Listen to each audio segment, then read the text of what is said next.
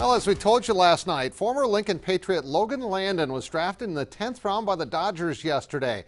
And guess where I found him today? Yep, at the batting cage. What makes this story even better was that Logan asked his coach if he could compete for an outfield spot in his senior season. He'd pitched the first 3 years. It worked out. He hit .382 for Texas Pan American, belting 8 homers and knocking in 47 runs. Even Logan, though, was a little surprised being drafted so high after being in the outfield for only 1 year.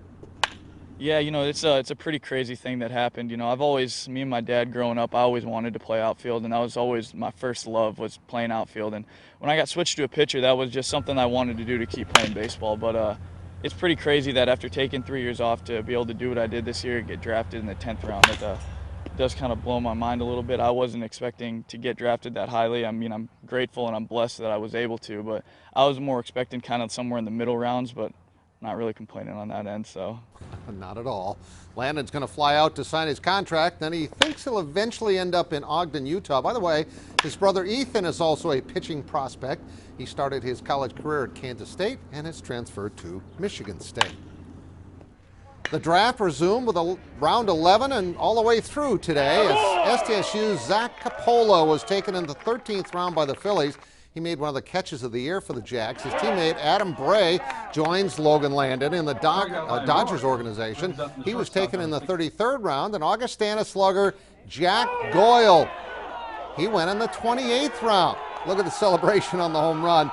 He goes to Cleveland Indians organization. And again, let's recap those guys. It was Logan Landon yesterday in round 10. Zach goes in round 13. Jack goes in round 28. And Adam goes in round 23. And now Zach Borg has the latest Shields plays of the week. We're off to St. Paul, where one big swing from the Canaries' Michael Wing sends this ball to the tent and nearly out of brand new CHS Park. Is gone. A shot for Michael Wing. Next, we go north of the border to check in on Clark's Kim Kaufman, who hits a terrific approach shot to set up an easy birdie at the LPGA Manulife Classic in Ontario, Canada. Yep. It's a bird, it's a plane, it's number 3 at 3. The Storm Superman, Tyler Knight, takes flight to intercept Tri-Cities. Sioux Falls East Josh Nevin covers a lot of ground to nab this ball against Brookings.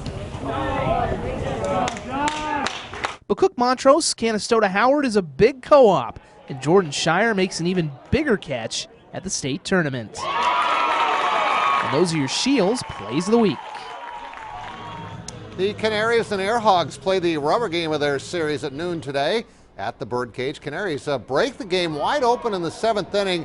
Vikash Ramjeet makes a 2-run lead, a 4-run lead. It's 5-1, and they're just getting started with the long balls in the late innings.